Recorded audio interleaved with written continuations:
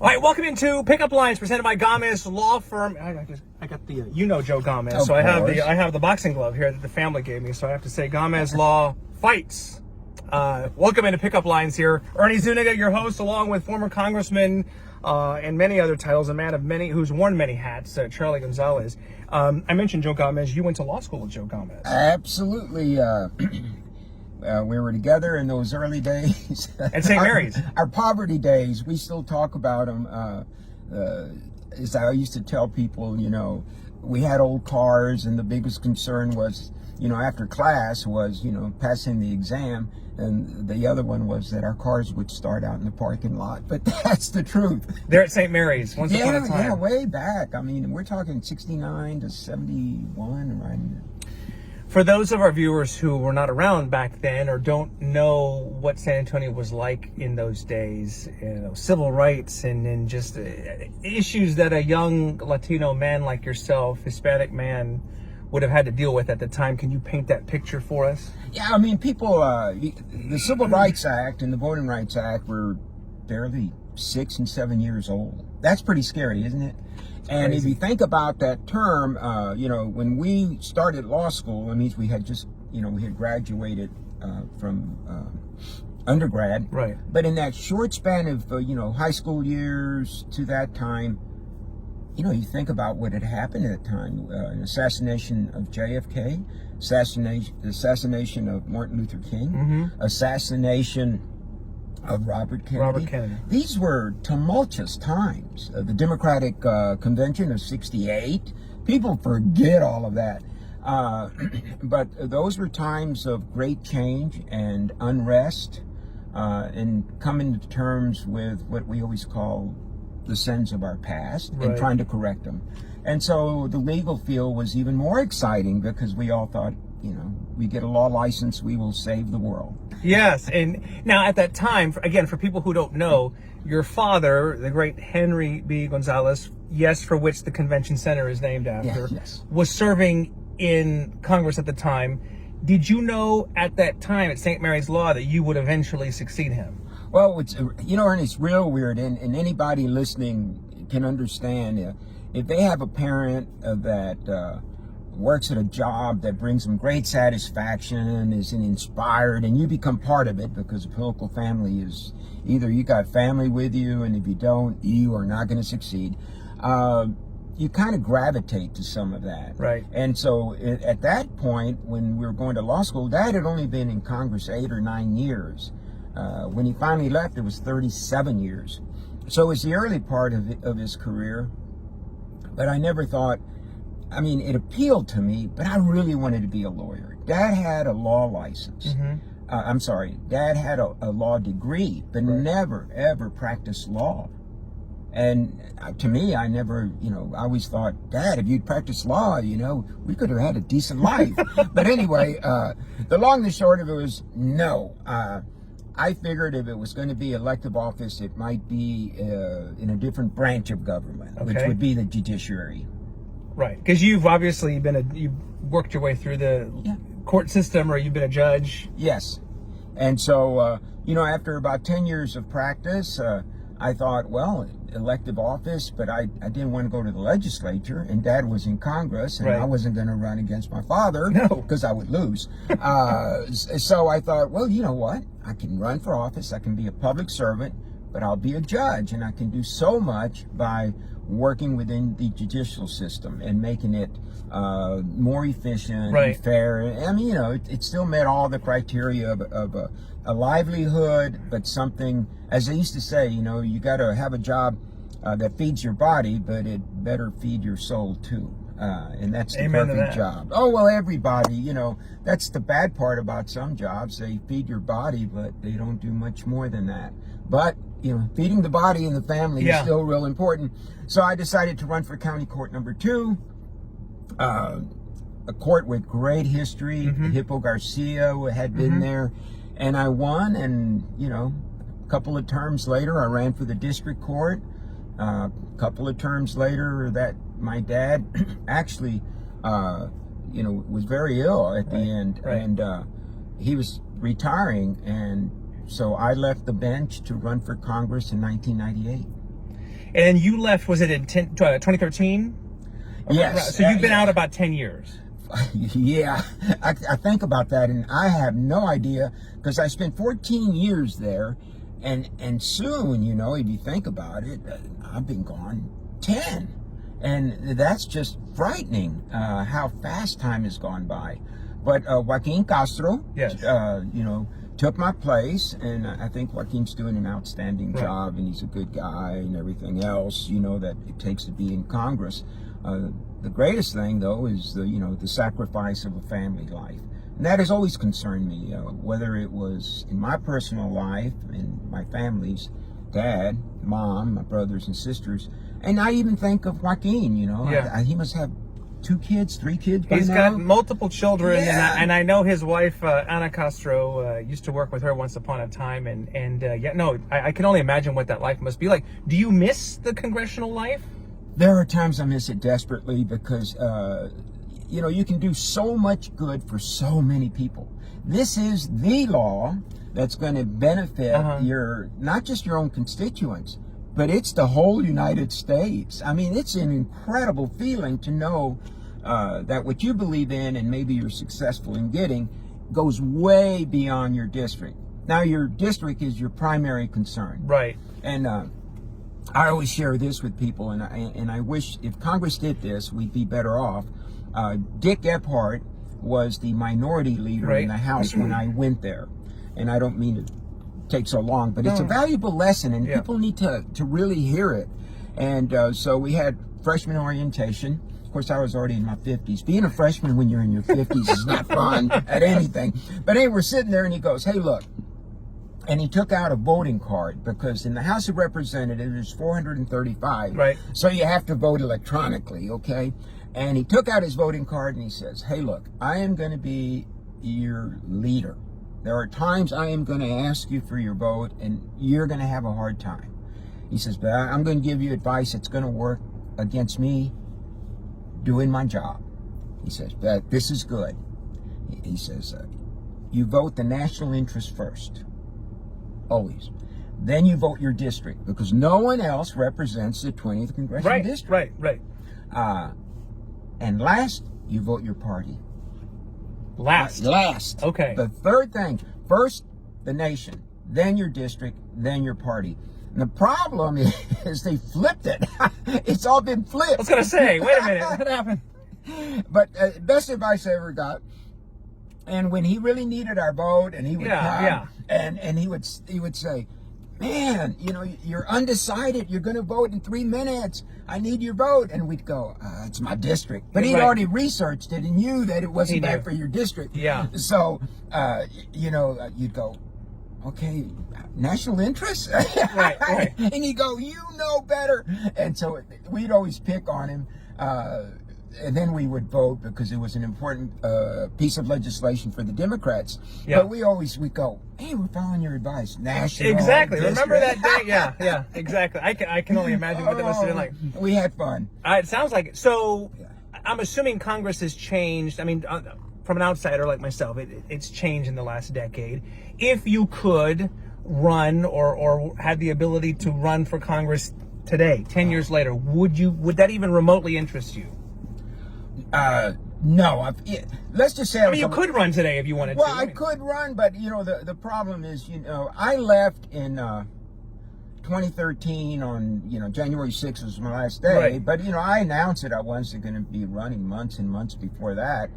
It had reached the point where there was no communication, and in my 14 years, Ernie, the Democrats were only in the majority for 4 years, and there's a big difference being in the majority. But some of my best years were when I was in the minority, when I had Republican chairs of my committees that were incredible public servants. Jim Leach in the Financial Services Committee, for instance. Mike Oxley, Energy and Commerce, which I loved. But they were Republicans, but they were basically kind of the old-fashioned Republicans, you know. We don't want to raise taxes, we hate regulation, things like that. But, you know, in a perfect world, that's fine, but it's not a perfect world. But they were reasonable, and they brought you into the legislative process. When I left, the election of 2010 brought in a lot of new members that were there to bring Washington down. And it was the beginning of the end. And you see where we are today. And I really think that was the beginning. And the great, great Republicans that had been there for a long time, Bob Michaels, you can just look up the names. Ray LaHood, just great, great guys, It's just sad. But no, I don't think anything would interest to waste the last years I have on earth in frustration. Look where we are right as we all speak. Government might shut down. I mean, come on. It impacts a lot of people. Right. And compromise is not a dirty word. Yeah. No, that is true, and that's a larger discussion for probably another time. But I get what you're saying. When you left in 2013 and you came back to San Antonio, came back to Texas, what was that transition like? Leaving the Capitol Hill congressional life and coming back to doing the private sector stuff? Well, on one hand, it was a relief because, you're not fundraising, you're not going to all the political events, you're not getting on that plane every week, and I'm telling you, it's the longest trip to Washington ever.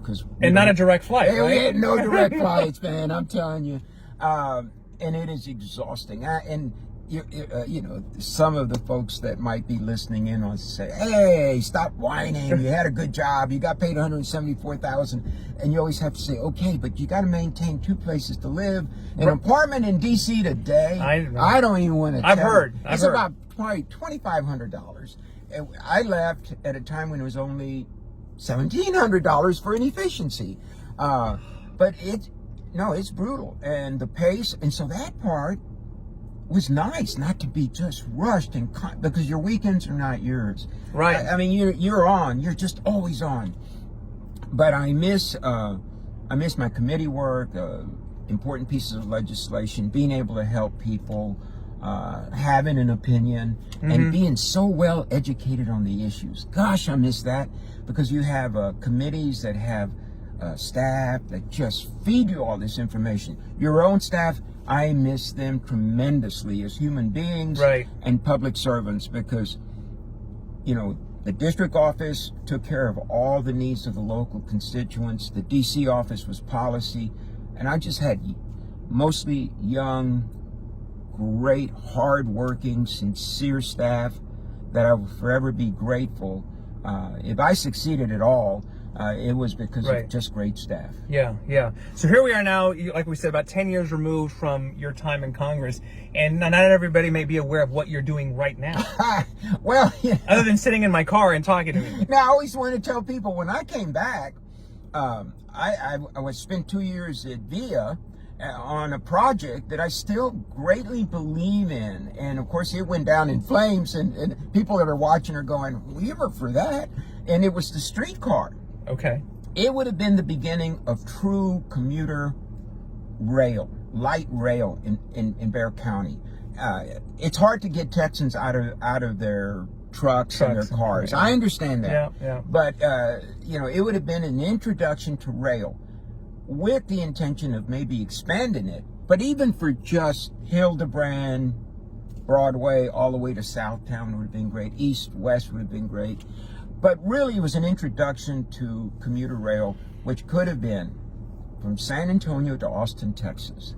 And that, we will forever lose an opportunity to have learned from that experience, which to me, what we do in that Austin, San Antonio metroplex will determine the future of San Antonio. Yeah.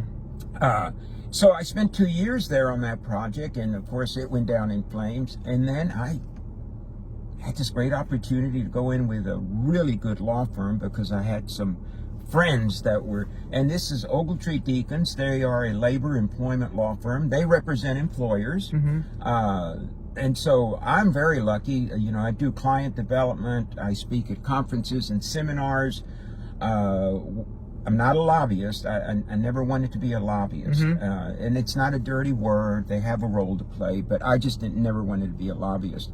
So I've been blessed 8 years now with a law firm that gives me an opportunity to still talk about policy, but to also talk about how things impact our clients, public policy, Right. legislation, and how it impacts our clients, and presenting views, Right. but understanding always that the greatest benefit any employer can have is a productive and happy employee. Yeah. Everything, you know. Amen to that. Yeah, no, that's what it comes. I can't argue with that. No, it really is, and I think it's just been a good experience because I've been around a couple of people that I've known for 40 years. Right. So I'm a blessed guy, and I've seen a lot of great things, and I've been part of major, policies that have improved the lives of many people. I was just one vote, but these votes were very close. There's 435. The magic number is 218. Yeah. We would win things by 220 votes, 222 Right. votes. So every vote counts. And I always tell people that's the same in the voting booth. Your vote counts. Don't think for a second that it doesn't. Get out there, educate yourself on the issues and the candidates and cast your vote. Yeah. No, I hear you. I should remind everybody, this is Pickup Lines presented by Gamez Law Firm with former Congressman Charlie Gonzalez here. Just a fascinating look into your time in Congress, and I wonder if while you were there, what was the Senate, cabinet, vice president, president, any of that ever enter your mind in terms of running for those or vying for those offices? And you have governor. You have to be realistic. I'm a Democrat and I'm a Latino and such, and that day just hasn't arrived in Texas. As a matter of fact, I probably would have had a better chance years ago than we have today because of the polarization and how people feel so strongly on these culture issues that don't impact at all the kind of education their kids are going to get, whether they're going to be able to afford a house, right? Whether they're going to have health care, all of that. I mean, voting on issues that you feel strongly about, but don't have any real consequence on what's going to happen in your daily lives to provide you opportunity and your children. Yeah. And I guess that's the biggest disappointment. I would have never survived in a statewide race. You have to raise so much money. And during my tenure in Congress, the Supreme Court decided that money is speech and it's protected and you can spend as much as you want on somebody. So we have these super PACs that can spend millions and millions of dollars, and you have a candidate that is calling, "Hey, Ernie, it's Charlie Gonzalez," and you're going, "He's going to ask for money. I better hang up now." Yeah. And I'm going, "Hey, man, I'm having a fundraiser. Do you have $250? And you're going, "Oh, okay, It takes a lot of... I'm just telling you, that fundraising part, and you just can't compete with the big PACs. Well, especially when the economy is down, or asking for anything is tough to begin with. Yeah, the average citizen, you're asking them for $250, and I know that everybody on the internet now that has been a good, because you can ask for $5, Right. and actually, it's on scale. You can get somewhere. Right. Where before, we used to call it dialing for dollars. Yeah. I swear to God. And we would sit there on the phone, with a touch-tone phone, or a rotary phone. I hit Congress just as the Flip technology. phones. Yeah. Okay, it no, right. was. Oh no. The brick. I know it was. We had Blackberries, and you couldn't tear us away from Blackberries. That's right. No, I hear you. No, it's fast. I wasn't throwing shade at you. Yes, Blackberries. Man. No, I get it. Kind of reading up on your dad yesterday, and I wonder just again, this is more for people who are maybe younger and just didn't realize the impact he had. I mean, they know about the convention center and everything. The impact he had on you growing up. I mentioned you went to Edison, and just what that dynamic was between the two of you. Well, I wasn't a model son. What? Well, you gotta remember, my father left in 1961. So I'm 15 years old, 16 years old. Not a good time for the father not to be in a house where there are 8 children and my poor mother is being run ragged. God bless her. So, I had a way of expressing myself that wasn't sure did not translate into a studious son. No, but I had a great, I actually went to Central for a while, and then my senior year was Edison, which was really one of the most rewarding years I ever had. I was just looking back at some of the teachers I had, but I appreciated them back then. It wasn't like, oh, it took me 20 years to figure out that Mrs. Ross or Miss Crosley or Miss Graham or Miss Sales, and it made me such a big believer in public schools. It was transformative. I'm just telling you. But the relationship with Dad, Dad had high expectations, but he was gone, man. I mean, and so 4 of us out of the 8 got to see Dad a lot. But once the others, the younger ones, when Dad left in 61, it was like he was in the military and he had an overseas assignment. I mean, it really was. People, they'd say, yeah, but he came to my wedding, he came to my baptism, he came to my baseball game. And I always say, oh, really? So that's where he was, because that's the life of a public official. And he loved it. Don't get me wrong. Right. No, I get that. I always thought, I thought Dad was the consummate public servant. On the personal side, energy and time, it just wasn't there anymore. You couldn't have both. You can't. And I always tell young, aspiring politicians, first casualty of a political life is your family. And anyone that tells you anything else is not leveling with you. Yeah. So get your family behind. Make sure they're ready for this. And if they stick with you, you'll be okay. Yeah. Yeah. I mean, you've got this now, social media and FaceTime and stuff, which is obviously your dad didn't have at the time, but that you compare it to a military deployment. I mean, I understand because it's the 60s and everything. It's such a different time. Oh, it was, and Dad came home every weekend. And so did I. I mean, it was a foreign concept. Right. Well, one, you don't own a nice place in Washington. You don't want to stay in that efficiency. You want to get out, man. But it's just, and this, I do want to, Ernie, I'm glad you bring this up, because whoever is watching and listening right now, you're just hearing about a real minority in Congress that are always talking, that are polarizing, and are really despicable behavior. The majority of them are incredible men and women. Mm-hmm. They really are. They're not all rich. They're all not million. In the House, you're talking about rank and file families, man. But you're never going to hear about those people. Yeah. Because they don't make that kind of noise. They're not extreme. And I'm just real sad that media kind of just concentrates on those that aren't very productive or constructive. Yeah. We have a few more minutes here with former Congressman Charlie Gonzalez. Did I read this correctly? And either I forgot this or I completely did not know. Your father, was he we talked about the Kennedy assassination earlier. He was in the motorcade in Dallas in November '63? Well, because you were talking about many, people in the audience right now don't have that history of my father. Dad died in 2000, right. So it's been a number of years. But Dad's history is incredible. 1957, talked on the floor of the Texas State Senate for 22 hours against segregation bills, all this stuff. His legislation for housing and banking and is beyond belief. Now, the convention center, Hemisphere, he was instrumental in that. A lot of people, he didn't do anything by himself, and he'd be the first one to tell you. The question of Dad, he was very close to the Kennedys. I mean, Viva Kennedy in 1960 was, I still remember. And so when the president came to Texas, he was in San Antonio, Fort Worth, Dallas.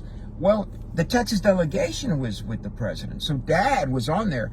And if you ever see what Oliver Stone's movie, JFK, and they show the clip of JFK coming off Air Force One, that's my old man behind him. And so Dad was in the motorcade, and his stories, and the day Kennedy was killed, I forget the name of the book, but Dad is mentioned prominently because the whole motorcade ended up at Parkland.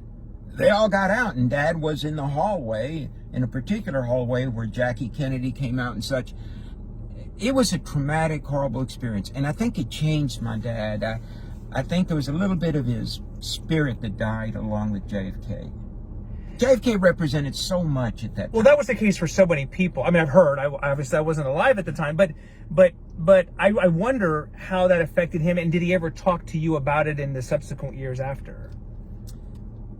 Well, first of all, the specifics of the assassination and getting to the truth was something that my father always thought should have been pursued more thoroughly and such. So that was one element. Yeah. But the other one was what died in America with JFK. That was it. The promise of this young, handsome, brilliant man who knew the art of politics. I mean, he believe me, that guy was a real pro, and what he could have done.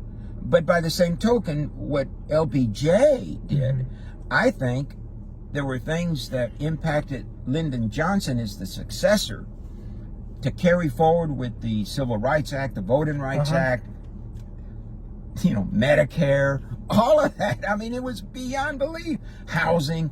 I really think it was the influence of JFK, and his spirit did live. But LBJ gets no credit for that, and Vietnam did him in. But for Dad, I really think it changed him, and it had only been 2 or 3 years he had been in Washington, and I've got great pictures of LBJ and JFK and Dad laughing and all that. Oh, it'll break your heart. I mean, I can only imagine. Yeah. It's just yeah, I can't imagine just the weight of that, and being, I mean, he'll always be a part of that history. Oh yeah, and it just, again, I think he had a hard time expressing some of the emotions, to his children. You know how parents, they guard against that with their kids. I'm sure he had some talks with Mom. Yeah. Just a couple more minutes here with former Congressman Charlie Gonzalez. So what else do you have? Do you have a bucket list? I mean, things you still need to check off, or anything else you'd like to do? Well, I would love the luxury of not working full time. I'm blessed that I have an opportunity to work full time, but I wish that I could just retire. My father, when he died, had his retirement and the equity in their home, and it was enough for Mom to survive 16 more years, and with the children would have helped, but it really was, but he didn't have any money, and Dad always said, you don't go into politics for the money. And if you're elected to office and you leave office with more money than you had when you got to office, there's a good chance you probably should have been indicted. And that's what he said. No, I mean, Dad was brutal about this stuff because you have conflicts of interest. Right. So the long and the short of it is, I work today at my age because I have to. And, all the little retirements that I have and Social Security and stuff. But if I had my druthers, I would do volunteer work. I would I probably would do something to benefit teachers and public education. I would just love to be full-time doing that. Right. And there's some things that teachers suffer, and they're not treated fairly. And I think it would increase the availability of future teachers and provide some security for them other than just the teacher retirement system. It's terrible the way we treat our teachers. And my wife, full disclosure, everybody, my wife is a 7th grade language arts teacher. So, I know what's going on out there, but that's what I would do. And I would, I would do it in honor for those wonderful teachers that I had my last year of public school. My late mother was a public school teacher too, and everything. So no, I get that. I guess lastly, given the fact that you just said, you work because you have to, and this and that, would you change though? I mean, would you have foregone Congress or maybe done something else to kind of chart a different course? Well, of course I wonder. Stayed in private practice. I was with some tremendously successful lawyers maybe if I'd stuck with them, I'd be very comfortable today, but because of my father in public service, I veered the other way. Yeah. I don't regret one day. Like I said, the people I've met, the policies that we instituted, it's just incredible. Yeah. I mean, so no, I look back and I'd like to be more comfortable. Yeah. And it would give me more flexibility. When I talk to the young people today, I don't give them a book on Lincoln and stuff. I give them a book on investing and saving for the long term. Yes. And a thing called compound interest. Right. And that's what I wish my father and others Yes. would have done. But the generation of our parents, my generation, that was one thing we didn't get. Yeah. I would still, the short answer to you, I wouldn't change anything because I've been very fortunate and lucky, and I've had a happy life. But the other thing is, if I just had more flexibility right now, just to devote all my energies to one project. I love where your heart is, and I hope my kids are watching too about the compound interest and everything. Because I've been trying to tell them, Lord knows, I've been trying to tell them the same kind of stuff. But I'll get you that book. Please give me the book. Let's do it. Such a pleasure to visit with you, and an honor. Thank you so much. It's fascinating stuff. Fascinating stuff. I love it. Everybody, thank you. Congressman Charlie Gonzalez, the great Charlie Gonzalez. Appreciate it. This has been another episode of Pickup Lines presented by Gamez Law. Fights. Until next time. Thanks for watching.